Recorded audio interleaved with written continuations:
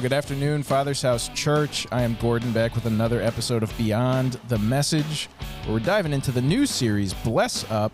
And I'm joined today by Pastors CJ and Jordan. You got to pull that mic in. Let's try it again. Say hello Jordan, again. we went through It's this. it's been a while. We've been out of the game for a little bit, but we're back. We're here to talk about, the new series, Bless Up. How to live a thankful life. And Pastor Pierre started this Sunday talking about giving. Yeah. Everybody's favorite topic and topic to talk about. What you guys excited for the new series? Yeah. I mean, I feel like anytime is we get set to talk about giving, like you said, it's kind of get like mixed feelings. You never know, especially I think during post like COVID times, I think the attitudes and feelings of people like have changed. So I'm always curious to see like how receptive people are to it. And I feel like people's like mindsets in general have changed. Like, do the rules, quote unquote, the rules still apply? Should we still be like giving? Or did it change? And you feel like that's a byproduct of COVID? Yeah. Well, Okay. post-COVID, I think obviously like some stuff was like brewing already. Yeah. But I think like post like COVID, I think just like people just, I don't know, and understandably so, but like, got a little tighter with their funds. You know, I don't know what's gonna happen, or and not just COVID, not COVID in itself, but should I say after 2020, everything that has happened. Yeah. Everything that went down post 2020. I just think like the minds and the hearts and stuff of people have changed, and people have different priorities. People have different reasoning and opinions, especially when it comes to like giving, especially when it comes to giving in terms of the church. Yeah. So I'm excited for this. I'm excited for it, and I think we got off to a good start this past Sunday. Definitely agree with that. Jordan? How much have you stopped giving since COVID? Why don't you tell us about it? I'm kidding. How has COVID affected your giving? I am excited. And That was a good dodge. No, we can actually. How real you want to get? No. Super real. I'm kidding. I'm taking it off the rails You're here. really not saying anything. We can go there, Gordon. But no, I am actually excited for this sermon series, and I think it can be a very polarizing topic. Either people understand the principle of giving and so they embrace it, or they don't. Right. They're ignorant to the fact that it is a principle, and God desires this for us, and why God desires this for us. So I think a lot of people, even during traditional giving, like that part of worship, every service outside of just the sermon series, I think you have some people who are engaged and are like, yes, I'm going to do this. It's a privilege to be able to do this. It's the least I can do. Or you have people who tune you out, and it's like, here it is, man. Let me go get my coffee. Right. Let me go, let me put my phone on silent. Like, they just completely disconnect. So, I mean, Pastor Pierre said it, I want to at least 3 times, I think. Like, I am not preaching this message to guilt you into giving us money at the church, And I'm sure there's still a good number of people who took it that way because it's just for whatever reason, this topic is just tough to talk about. Yeah. You can talk about all the other principles. I don't know if it's because it's a regular thing, tithing, giving as like a regular practice versus like just be nice to somebody, a one-off kind of thing. Yeah. I don't know. I mean, obviously I think I do know, and this is kind of what Pastor Pierre was talking about, which is like money is our God if we let it be. And it imprisons us into that feeling, and it to the point that it will cut us off from God because we are so enslaved by this need to have money, this urge to have more money.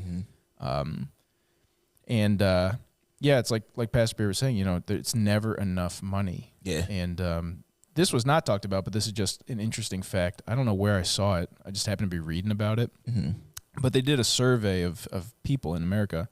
And if you this was years ago, I think, a few years ago, but like people who made $25,000 a year up to like $200,000 a year.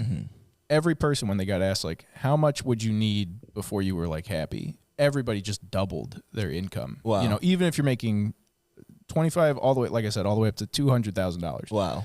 Which is crazy to think about, But it's just, that it just proves that point. You just get comfortable. Whatever you have becomes like not even normal, like not acceptable, and we need to get up, right? Yeah. And it's such a weird thing to think about. So then when you talk about giving, and especially when it does get to be kind of trying times where everything's more expensive, can I really afford to give this stuff? I do think puts a lot of pressure on people. Agreed. And yeah, it's like one of those things where, because it's not sin, you know? So it's like, well, it's not sin. Yeah. So do I have to stop or not do it? I don't know. What do you guys think? Well, I think with what you're talking about, I think it's why I enjoyed or really paid attention to the part in the sermon where Pastor Pierre was talking about how we're being tested. And I feel like when you see it through that lens, or when you have that perspective, that's one of the things that helped me or change my like mindset and heart like towards giving. It's like realizing, all right, this is a test. Like, would I still continue to give now out of obedience? Forget it, like whether or not it's a sin or not. Like, if God like instructed you to give, and technically, I mean, He does. Disobedience is a sin, right? So like, if God like specifically, and in a lot of cases in my life, I feel like God specifically instructed me to give, and then it's almost like as soon as He does it, a test does hit, and once you recognize it as a test, you'll approach it as a test. Sometimes, again, if you don't recognize it as a test, you're like, I don't know what this is. Maybe this is not a test. It's just a sign for me not to give. Maybe I shouldn't be doing this. But to your point, what he was talking about yesterday with everything being a test, and seeing it through that lens, I think it helped me. What about you, Joy? Yeah, I mean, I think it took a level of awareness even in that moment for you to be like, okay, this is a test. And I can remember a specific time the Lord had put a number on my spirit. And it was the exact amount that I had set aside to go visit my grandmother. Wow. She lives in Maryland and we are in Rochester.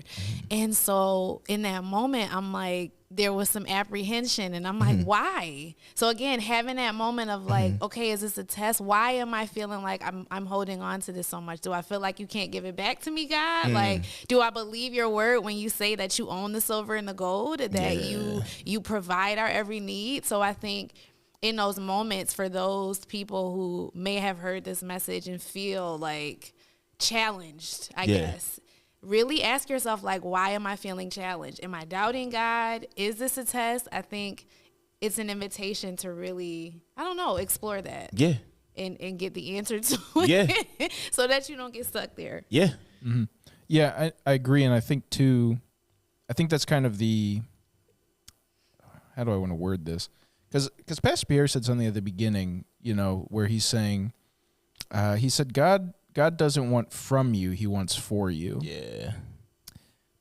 And I agree with that, but I think it needs to be like in this context that we're talking about, because obviously God wants our obedience from us and some other stuff.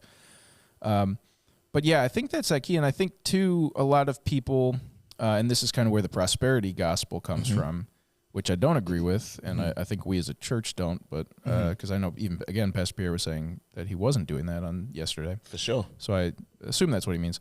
But essentially is like saying, well, tithe, because then you'll just get more money and do it for that reason. And I think this is kind of a good start off in the new series based on the ending of our last series, with the Beatitudes and all that, because it really gets back to like what we were talking about in there, right? Like, why are you doing what you're doing? And especially with giving again, why are you giving? Yeah. Are you doing it because you want, I don't know, whoever counts the money at our church, to know how much money you have? Or are you doing it because you want to serve God? Yeah. And I do think it's easy to fall into those traps of, I'm doing this because I expect to get something out of it. Yeah.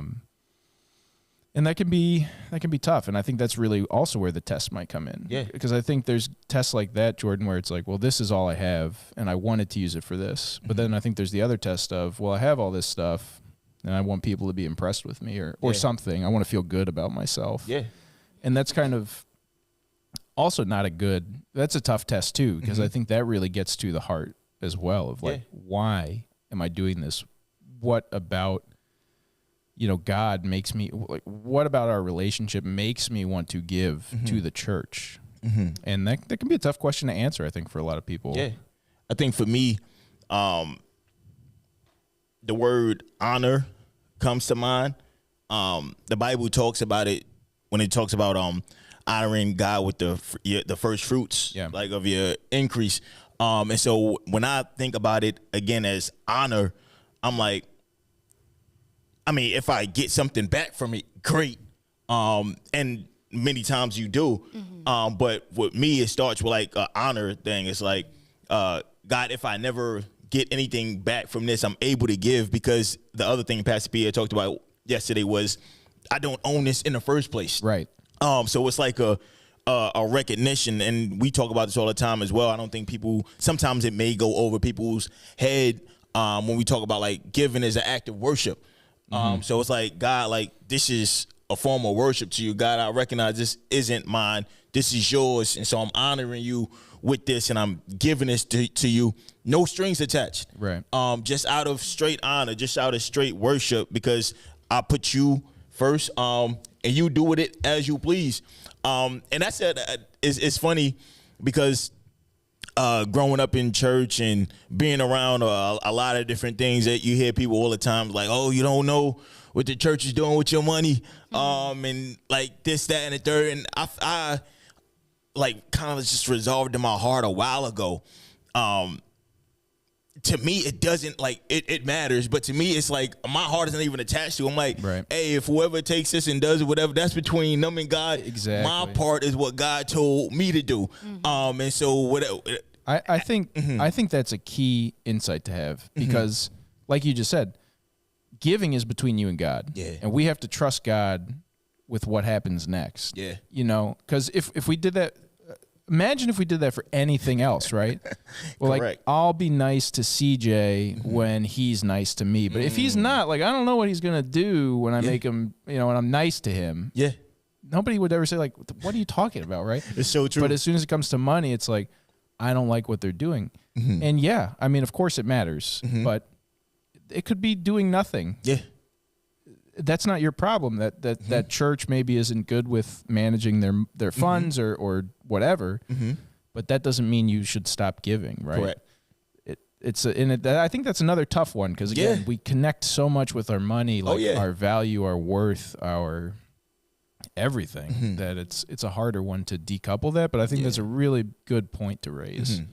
I got a scripture. Okay, let's hear it. To go off of honor, and it's a scripture that I actually keep going back to. It's Deuteronomy 8. I'm sorry, guys, it's going to be like 7 verses, so bear with me. I do encourage you to read this entire chapter, but I'm just going to read, like I said, like 7 verses.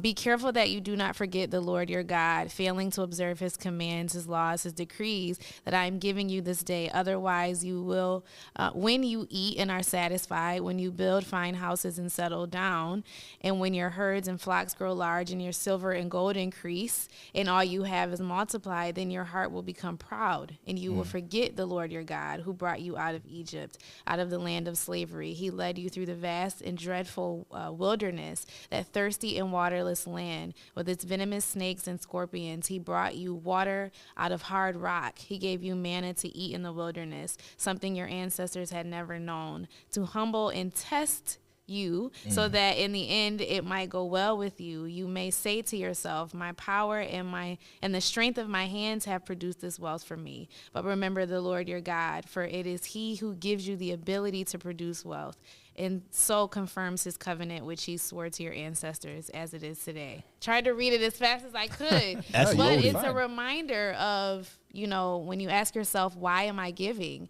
He's the reason we are even able to have whatever we have, whether it's a lot or a little. His mercy covers us. He's the reason that we have, our family, we're in our right minds, whatever, fill in the blank, whatever that blessing is for you. So the least we can do is give him back what he gives us the power to have in the first place. To produce in the first place. So I love that. But you said something earlier, Gordon, where you were saying, be careful to not give with an expectation of getting back. And the Bible, especially in the Old Testament, talks a lot about sowing and reaping. Right. So how does that principle fit in for you as it pertains to giving? So I think it pertains to giving in the same way I think it pertains to all aspects. I think, and I've said this a lot, I think we mistake, especially in this with the New Testament and with Christ and his covenant, we expect a lot of physical rewards when what we really are getting is spiritual ones. Yeah. And so I do believe, like, you do reap what you sow. So I do believe that, like, if you practice good Christian living practices, of which giving is one, you will be blessed. Yeah. Does that mean you will be blessed financially? Not necessarily, And does that mean you can expect, but just like with anything else, right? Is ever any situation necessarily going to go the way you think it will? But does that mean it doesn't go the way God wanted it to, or that God couldn't work it to good? Yeah.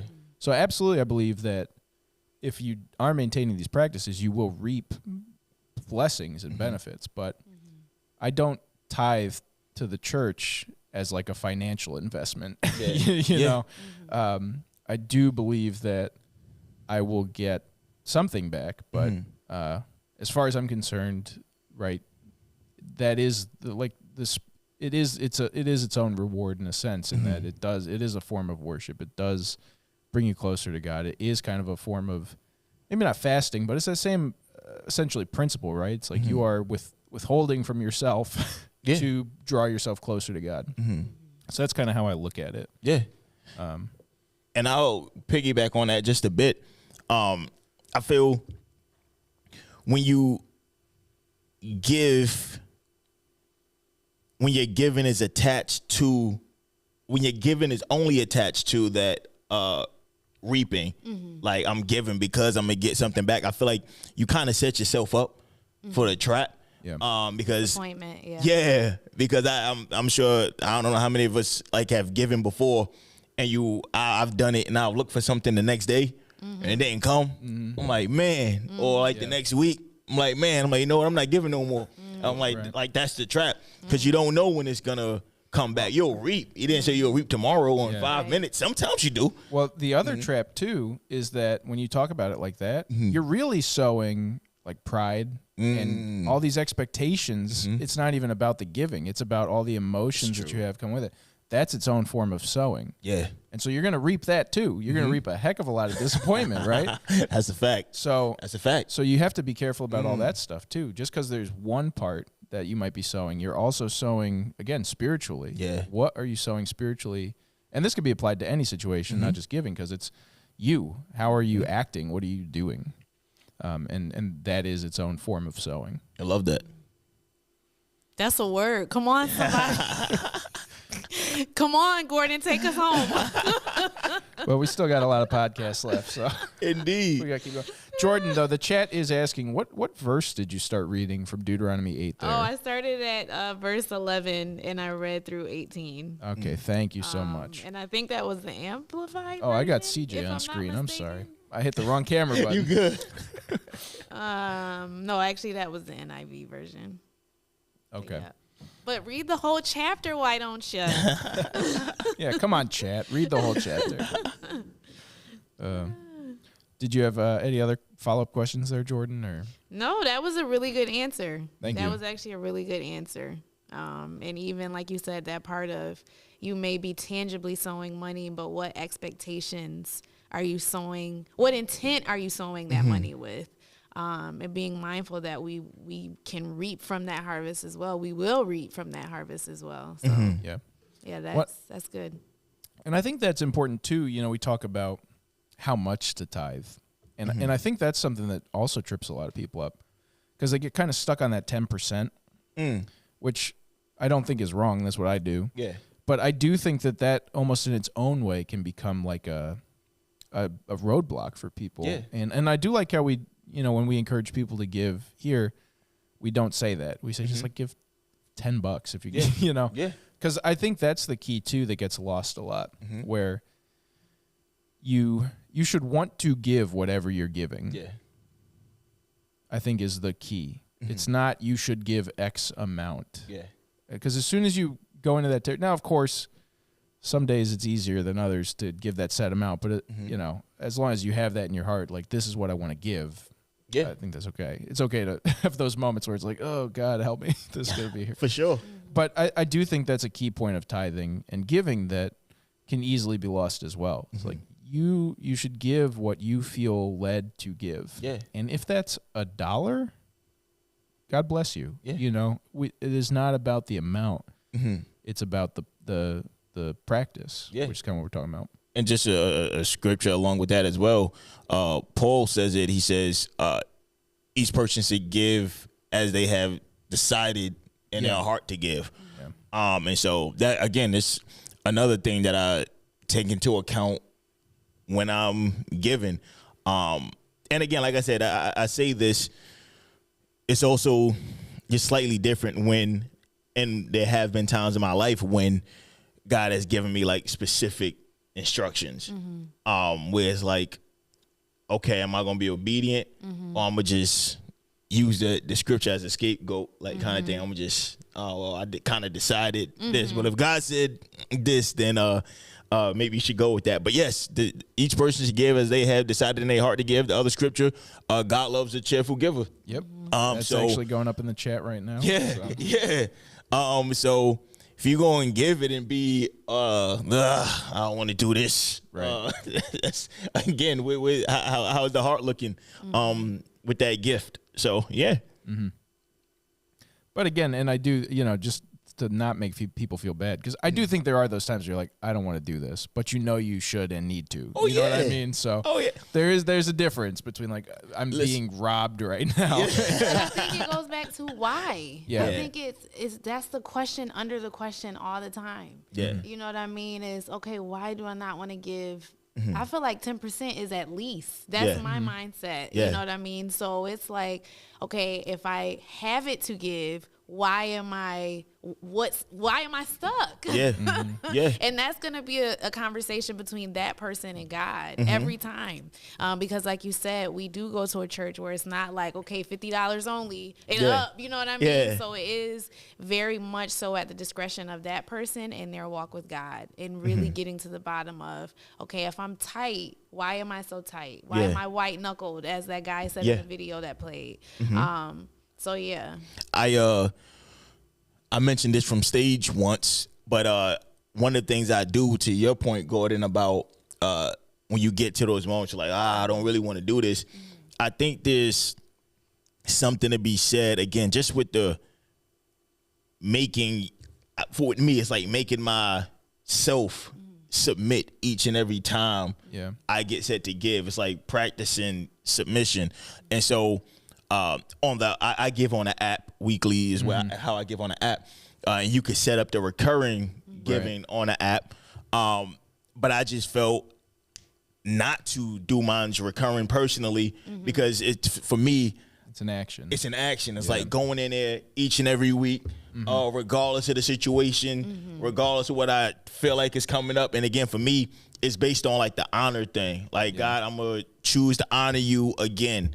Then I'm going to choose to honor you again. And it's like, oh, you know, you got this coming up. You got to pay for this. God, I'm going to choose to honor you again. I'm going to press the button again. And so I think something with that is like just a practice in getting your body, my mind just used to it. To me, it just feels more honoring. And again, if you give recurring, that's perfectly fine. Please do it. Go for it. But for me, that's one thing I practice. Yeah, I do that too.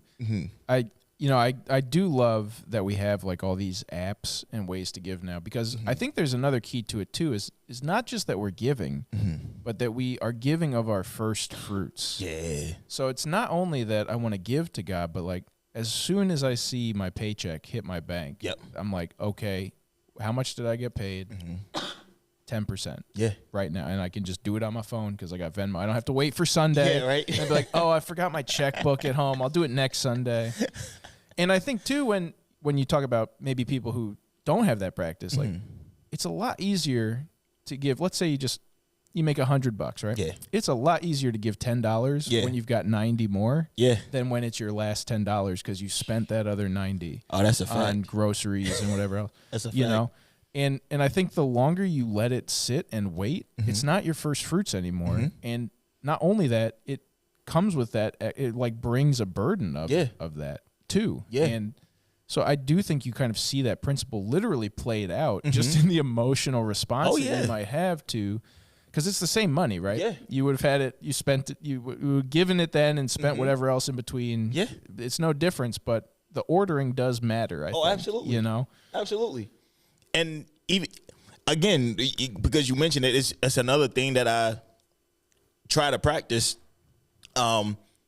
without getting like legalistic about it, because so when I do my giving, I do it, I get up, it's typically like I go to the gym in the morning, so I got a routine. After the gym is when I come home, pray. That's when I do the giving weekly. And I remember one of the days, this may have been even last week, I was coming from the gym, and I needed like just extra bananas for my shake. And I was going to the store, and I'm like, oh man, I didn't even give like the tithes yet. And I felt something there. Now again, not being legalistic, I bought the bananas. Yeah. But again, it's just something in my head, like just to be conscious. Like again, it's just the honor thing. Like God, I want to make sure like I'm giving to you first. So again, like it's a very real thing. And again, I want to emphasize not to be legalistic, like buy your stuff, like but as much as you can control and being conscious of it, I would say just try to make it the first thing that you do. Yeah. Jordan? Listen, you low-key was touching on budgeting, I feel like, Gordon. And there's a Financial Peace University. See, we need Carrie here because she know when stuff is offered and how to plug it. But I think some people have that tension, that fight, because it's like there could really be a lack of like, I don't know how to budget my money well. So it's not that, Lord, you know, I don't honor you, but I did all of this other stuff, which were very real needs. And then I came to church on Sunday and it's like, oh, you know what I mean? Yeah. So I think there is a practical side of that. And I know Financial Peace University is a thing, but I don't, come on, somebody in the chat, hold me down. Somebody put something in the chat. But that is definitely a real piece. Sometimes people just need help. You don't know what you don't know. True. Yeah. So. Yeah, definitely. Yeah, I don't know what Jordan. I don't have a link for you guys in the chat, but hopefully somebody will pull. Carrie says she'll be here next week, so okay, we'll get Carrie. Tell her to speak on it next week, Gordon. All right, Carrie, you're on the hook for that. So what did we think about the parable that he kind of broke down in Luke 16? I'm not gonna lie, I had to actually read a different translation because I was like, wait, what? I don't understand what's happening here. But what were like, I guess, thoughts on? It was in Luke 16, I think, is what it was referencing. Yeah, Luke 16, right at the beginning of the chapter. I like this. I like all the parables, but I do like this parable kind of a lot because I think it shows a lot of parts. I think there's a lot to it. And I mean, Pierre really was touching on kind of handling money, but I think it can be applied in so many ways, especially that part at the end of the parable, essentially where Jesus says, you know, like, look at how shrewd and how much better the people of the earth are compared to you. And I think that's such a challenge, not just with money, because I do think it is with money too, because I think we're called to be wise with our money, of course. But I think it's just in all things, you know, and I think it's so easy to, as Christians, kind of lean on that excuse of like, well, God's working or whatever. It's like, but why don't you, like, why aren't you shrewd with how you talk to people, reach people, interact with people? It's like, oh, God's got it. It's like, you're not being shrewd. And what cost is that to the kingdom? Like when you think about it, right? Because the manager, what was he? a steward, right? He's called to account for everything of the masters that he lost. That's why he's losing his job. And like, we're going to be called to account. And I'm terrified of that, right? Like, we're all going to be out there and he's going to be like, CJ. November 15th, whatever, 2027. Why'd you do this? Facts. You cost 5 people or whatever, whatever it is. And it's like, are we using our master is God? And when you can bring this to us, like, are we using his resources well? Yeah. Or is he going to call us to account and be like, where did all this stuff go? What did you do with it? And I think it's a really powerful parable when you think about it that way. And that includes money because, like we're talking about, everything is God's. So it's like there's a lot there. And on that, I think the part of the parable that stands out to me is the fact that he's called a steward. Like that's who we are. That is what we are. And Pastor Pierre talked about owner versus steward. And many times we get caught up because we begin to feel like we're owners. Yeah. And I just think it's a perspective switch when you really identify as a steward.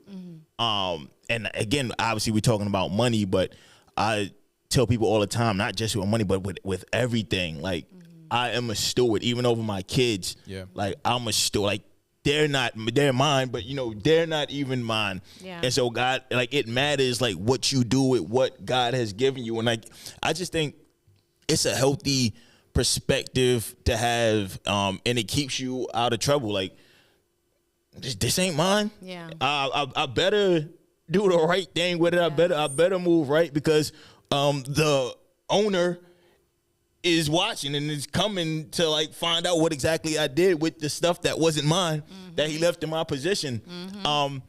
And I've been in situations before where I act like something is mine that's not mine. And then when it's game time, like the owner comes back, like, oh, you thought this was yours. Right. Like, so humbling. Right? I don't want to be put in that position. Right. So, Come on, that's a word. He gives us authority, but he does not give us control. Yeah. He is always in control. That's a fact. But he gives us authority, and he calls us to walk in authority. So that's powerful. But can we just put some questions out there? Sure. Because even once I read another translation of this, and I was like, okay, I told y'all before we went live, I had to look up shrewd because I'm like, Lord, it's not giving what it's supposed to give, and I want it to.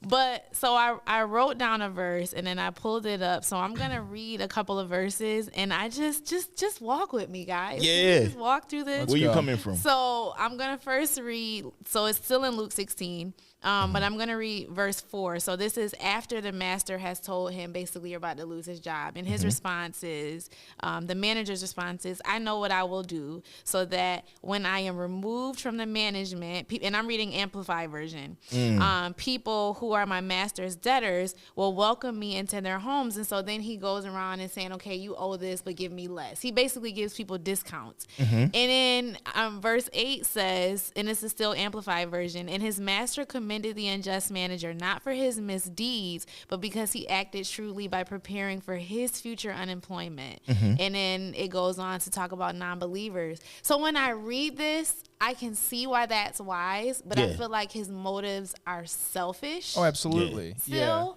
Yeah. I don't think that just because he's getting commended does not mean what he did was okay. Okay. I think it's more just saying like, that's pretty clever. Yeah.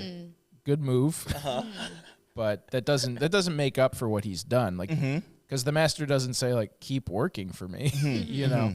So I don't think, I think it's okay that the example is not necessarily good, but I wouldn't read commending as in approving necessarily, just more kind of like recognizing, if that makes sense. Yeah. It does a little bit. It just, I don't know. So verse 9 says, and I tell you, this is when, I think this was the last verse that Pierre had read yesterday too, if I'm not mistaken. But he says, and I tell you, learn from this, make friends for yourselves for eternity by means of the wealth of unrighteousness. That is, use material resources as a way to further the work of God, so that when it runs out, they will welcome you into the eternal dwellings. So I think that was what Pierre. So that's basically kind of agreeing with what you said. It's like learn from this and use resources wisely to further God's kingdom. Yeah. And kind of like what CJ was just talking about, you know, it's like, don't think that because God gives you wealth, that's like for you to selfishly enjoy, right? Yeah. It's a tool to help serve the kingdom. Mm-hmm. And so, again, the question is, what are you doing with it, right? Mm-hmm. And if you're just hoarding it for yourself, this gets back to the Beatitudes, but like, you have your reward. Mm-hmm. Mm-hmm. Or if you use it, when you lose your job, essentially, right, when we pass on, like Pastor, I mean, that was a really sad story about the funeral that he was telling. Yeah. But when that happens, right, and you have nothing, now what? Well, like the shrewd manager, you have set up relationships, but with God, and he is welcoming you because you've done well to steward his goods. And I think, like, even to your point, I think he was commending, like literally say he was commending his shrewdness, and then wisdom. Yeah, and it's like he was pointing that out. He said, "Now you see the smarts that he had there. Be smart like that with the stuff that I give you to build the kingdom." Because like you said, like he was using it like for his own self. So he was like, yes, I see you being smart and using this to set yourself up for good. Now imagine if we did that for God in the kingdom. And so with that, that's why he was giving just pointing that out. And I just think that's also like a great point. Do we implement strategy when it comes to like resources and strategies to build the kingdom? Like, are we like thinking through things? And like planning it out, like you talked about, like budgeting and stuff like that. Like, there's a lot of like thought. Like, how much do we leave on the table? Because we're not being thoughtful or strategic or shrewd with our resources. I feel like we could do a lot more if we just are shrewd. Get the knowledge. Realize what we don't know and learn. Unlearn and learn what we need to learn. For sure. Yeah. And I think too, you know, I mean, even in a practical sense, because Pastor Beer kind of talked about that at the end, you know, this idea of like investing in memories and just that practical sense of like, what are you using it for? Like, what is my, like, it should be a tool. And it's good to have some and obviously have a savings, of course, but if you're just trying to get more of it, you're missing out on actual life happening, you know, and you're chasing after what at the end of the day. And, you know, that kind of, again, that powerful example of his is like, when we're old and in the nursing home, like your memories are going to be cheapened by the fact that you held on and didn't use the tools that you were given. And you could talk about like going on vacation with your wife, but also the different ways you could have blessed people who would then have their own memories. Like, that's how I met God because of whatever generosity of this person or whatever. And it's a real sobering thought to think about.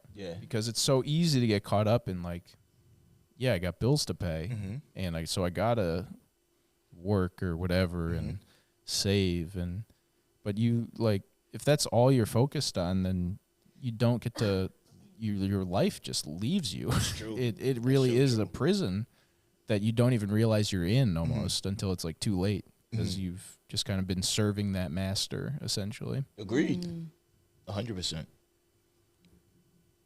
What's going on in the chat? The chat is just loving our discussion. Just a lot of props from everybody. A lot of yeses.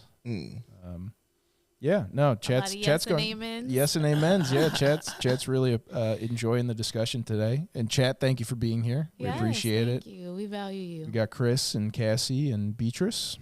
Okay. So our regulars at this point. It's good to have you guys. I'm really looking forward to where this series goes and just what I'm praying that it just impacts people's hearts. And again, I've said it a million times already, but really shift perspectives, because I feel like it's when their perspective switches that the game changes. And so even for me, I feel like we're never at a point where we could always do more. I feel like where I am now is a good place from where I used to be. But even I know, understand, and recognize like I I could be more shrewd. Come on, purify my heart, yeah, Jesus. right, yeah. Come on, that's the scripture you just preached right? on. No, Purify me, Jesus. It's a fact. And so I know I pray that God really tugs at people's heart more. You know what? I'll state this as well. Like, let's do it, because I've never, and maybe I shouldn't even how do you say this? Admit this, but this is like this. We'll cut it out. There's no cutting. If it's too bad, we'll just. Come on, you out there now? It's fair. I've never participated in any year-end offering or anything like that, like in my life. Like what they do here. Yeah, they do the whole offering twice a year. Yeah, August and I've never done it, and not for any reason. I've stuck to like my tithing, kind of thing. So did your church offer it and you just didn't do it, or your church never offered it? Yeah, I'm gonna go out on a limb and say I think they offered it a couple times. Okay. like different places, and even just like giving initiatives. Like I just never did it. And again, I always felt like, I'm doing my tithes, I'm doing my offering, like that's cool. But I even think like this year, if it's like offered, that's something that I want to participate in. And it's gonna be offered. Yeah. You need not worry. So come on with the challenge. Let's do it. Let's do it. I'm putting it out there. I'm looking forward to participating in it. And making it even just above and beyond what I would give for offering. And again, just out of honor to God, and just see what God will just do, just out of obedience and just honor to Him. So yeah. Man, I shouldn't have said that. No, that's. I think it's good. I think he knows anyway. Right? Yeah, I think it's good to be honest about that, because I think I don't think it's a problem that you haven't. Yeah. Because like you said, and I do believe that. I mean, sometimes, we might do a hope offering. Yeah. And a family might say, I don't feel called to give to that. Yeah. Okay. I'm not going to challenge anybody on it. Genuinely. And I don't think it's bad if you don't feel led to give, then that's okay. I don't, that's not why we're doing it. Yeah. It's not, Pastor Pierre is not up there planning the hope offering. Like, how can I get more money? From this right. So that's not what it's about. And so if you're not led to it, but I do agree with you, like, as you grow in spiritual maturity, as you grow in kind of that understanding that, like, there are more ways to financially serve God than just tithing, then that's where that kind of comes in. So, no, I think it's great. Yeah. One, that you share that, and two, that you're growing in that to say, like, it's time. And I know, I mean, I know we've given to at least some of the hope offerings. I don't know that my wife and I have given at every hope offering. So I think that's okay. Yeah. It's not a contest. Yeah. I think that's the other key, Correct. right? It's not Correct. a contest. And again, that's why it gets back to, nobody here at this church is telling you how much to give, what to give, when to give. That genuinely has to be between you and God. 100%. But definitely, as you grow, I think it's good to branch out, for lack of a better term, and just feel like if you feel God leading you to give. And not all giving is to a church. Yeah. It might just be giving money to a food shelter or your neighbor who needs it, who just lost their job or something. I don't know. I don't try and get too caught up in the why, but I will say, I do think it's important to give to the church that you attend to. 100%. Because that is, Agreed. that is where the church gets the money to do the serving that it does. And if it's serving you, I do feel that should be where at least some of your giving goes. Yeah. And again, I'm not telling you how much, I'm not telling you, but I do think that is the why of it. Agreed. That enables the church to continue serving and helping people like they may have helped you. And so I think that's why that's important. Definitely. But outside of that, go where God calls you, there's a lot of good giving resources and charities and things like that. And I think that's all giving. I don't think there's a breakdown for that, For sure. Absolutely. You transition from taking and feeding to extending and being that blessing for somebody else. So 100%. How much time we got left? I mean, I'm free. My afternoon's free, but we've been going for about 45 minutes. So but I'm free. We're about at the end of our normal time, but Jordan, don't let that stop you. What do you got? No, I mean, I got something to end us with. All right, that's yeah, what I'm end saying. it. I got to be strategic with these gems. And I was built up, and it's gonna be corny. See, we done built it up, but no, This I just is the thought concluding remarks from it just really made me think of legacy. So I think, when Pierre was kind of talking about like at the end of your life, I think some people get depressed by that kind of talk, but I think it's impactful and it's needed because it helps you keep sight of the big picture. Like this life that we live is so much bigger than just me, than just you, than just Gordon. And so, it is, I think, important to remember, like, how do I want to be remembered? Yeah. When people, whether when it's I pass away or when I'm older, you know what I mean? Or I'm not at this church anymore. I'm not at this job or at this place anymore. It's like, what did I contribute? Like, was I help? Did I bring help to that place? Did I bring encouragement to that place? Did I bring my resources to that place? And I think it's a good habit, no matter how old you are, to think about like, what legacy am I leaving? Yeah. Am I leaving a legacy of selfishness and, taking every place I go, depleting people and just feeding, and it's me and it's mine, it's what I want? Or am I leaving a legacy of serving and being generous and helping those, whether I know them or not, whether I know where the help is going or not? And so, that's what I would leave people with, is just, what legacy are you leaving? It's big. And legacies are built with small decisions. Yep. It's not like this thing that just happens.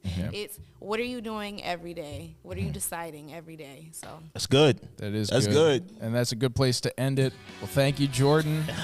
Thank you, CJ. Indeed. Thank you, everyone in the chat. It was great having you. And great to talk about this. Excited to see where the series goes. Church, we got prayer this Wednesday, 6 p.m. in the prayer chapel here. And youth, something this week? Friday. Every Friday we got youth. 7 to 9 p.m. And every Sunday we got church. And then we'll be back here Monday to continue talking about the series. Church, have a great week. We love you. Be blessed.